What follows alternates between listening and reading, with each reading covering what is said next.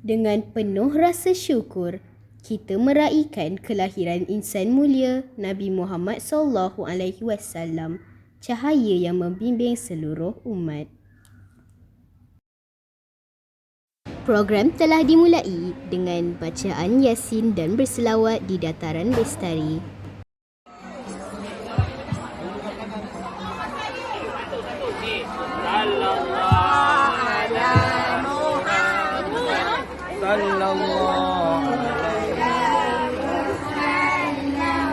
Salawat ya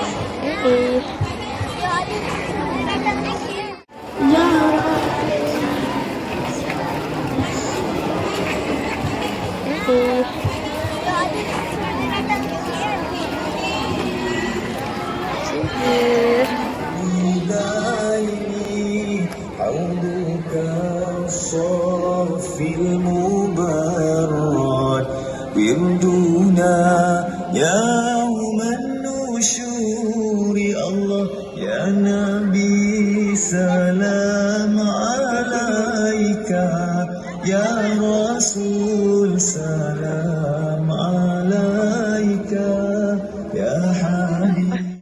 Bersama kita hayati ceramah Maulidur Rasul. Semoga ceramah ini memperkukuhkan iman dan ukhuwah melalui pengisian Maulidur Rasul.